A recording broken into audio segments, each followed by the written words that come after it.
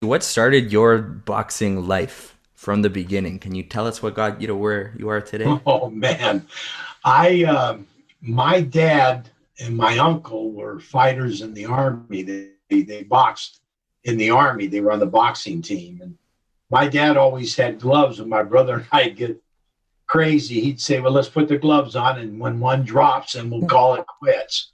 And I was around boxing, but I was really a great football player and a baseball player. I was just real thinking that that was the way to go. And then when I went in the service, they saw that I was an All American football player and they asked me to play on the Navy football team. And I said, anything to get out of Vietnam, I said, I'll be happy to play on it. So when I did, I got a call from the chief of naval personnel in Washington telling me, Jesse, we want to keep you on the football team, but you got to get into a sport that you go all year round. I said, what's that? He said, well, we have a boxing team back then when they had a boxing team in the 60s, 1961. And he said, if you make the boxing team, we'll TAD you for the whole time you're in the service. I said, I'll tell you what, get the orders ready. I'll make the boxing team. And not only did I make it, I ended up, winning the World Amateur Championships. I won the National Golden Gloves. I won the AAUs. I won the All Service Championships. And I'm not bragging, I'm proud of it because of fear of Vietnam. That's what fear comes into play. I every time I get in there and I'd be fighting somebody, I'd say, "You ain't sending me to Vietnam, son of a bitch." I try to kill him, and I wasn't pretty to watch, but I got the job done. Mhm. And that's the truth. Once I did it, I realized that this is a sport. I got so much attention from it. I'd had the whole base would come and watch me when I won the Golden Gloves in San Francisco. There were 7,000 Navy people there to watch me fight. And I realized that there's a great responsibility and a great thing you could do to help other people through boxing. And I loved it so much for the attention that I got, and it made me feel so good to win. And even when I lost, I felt like I gave it all I had, but it made me love the sport. And I had a chance to play pro football with the San Diego Chargers. I quit playing football. Oh, I quit doing any of them things and just kept the boxing. I remember on the base one time, I'm on the base training like a madman trying to get where because I wasn't really well coached at that time. I was just starting out. And the guys at the base said, Jess, are you going to come off and go? We're going to go out to town. I says, you guys go ahead. I'm going to do 1,000 sit-ups. I got to win this fight. I'm trying to stay out of Vietnam. So to me, I think the fear of Vietnam made me get me into boxing and made me to love it a lot. And I knew I didn't have the skills a lot of other guys had, but I had the toughness. So that being one part of my game, it took me a long ways. And then eventually I started learning by watching different people in the gym and picking up angles and watching how they feinted and watch how they changed their heights and different things they did. I was around a lot of good fighters because I trained at the Hoover Street Gym in Los Angeles when I got out of the service. And I was probably me and Frankie Crawford were the only two white guys in the gym. It was and every one of I remember coming into the gym and Jake Shagru was on an old bench and he said, "Hey, white boy, what do you want?" He didn't know who I was, and I had just won the nationals and I was feeling pretty good about myself. He said, "You see that?" He says, "What are you doing here?" I said, "I'm looking for Jackie McCoy. I heard he's a good manager and I want to see if he wants to manage me. I'm coming out of the military. And he says, "Go over in that corner and practice falling down. You're going to do a lot of it." I go, "Why do you talk to me that way?" He says, "Because every black guy in this gym and every guy that's in here, you're white, aren't you? They're going to kick your ass." That's what he said.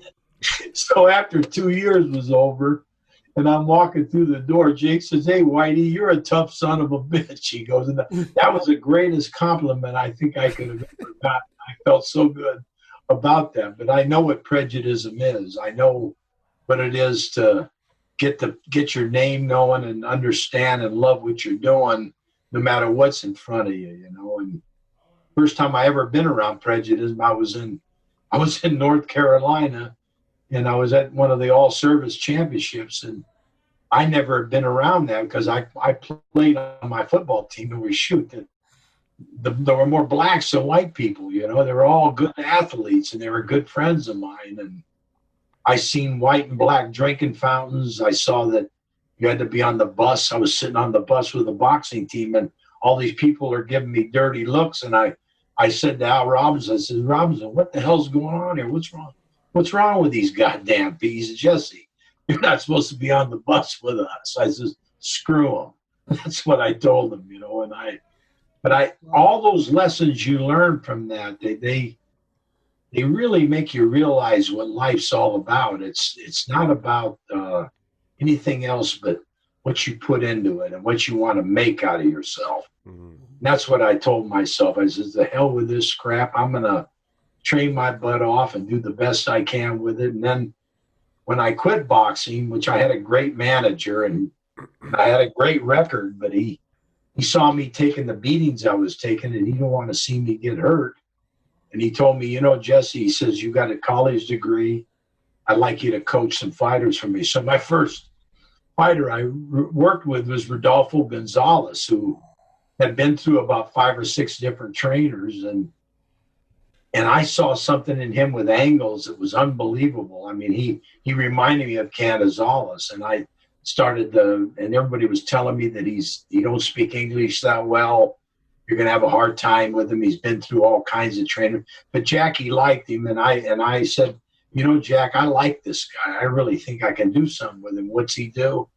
He fights Chungar Carmona in 1970 and wins the world title. My first fighter I trained wins the world title, which everybody thought he'd never be a champion, you know. And he did it with his angles and the things that I developed with him at that time. And I said, you know, this training bit is not too bad. I kind of enjoyed it. I had a lot of fun with it, and I started really working hard. Then I got Shotgun Alvarado, another fighter that the Japanese had. And I made a big relationship with the Japanese when I was in Tokyo, when I won the Far East Championships. And I met a promoter there, and he remembered me. And I told him, wouldn't it be nice to bring some American fighters to Japan and maybe be sponsored by him? And I got Bruce Curry and Jesse Burnett. They called Curry Fuji, and they called Jesse Masako. So I'm the first one to bring American fighters to Japan to be sponsored by Harry Yamagata and you know, the Kanehira, that was the promoter at the time. And so you know, just some nice things that went on with my beginning of my career.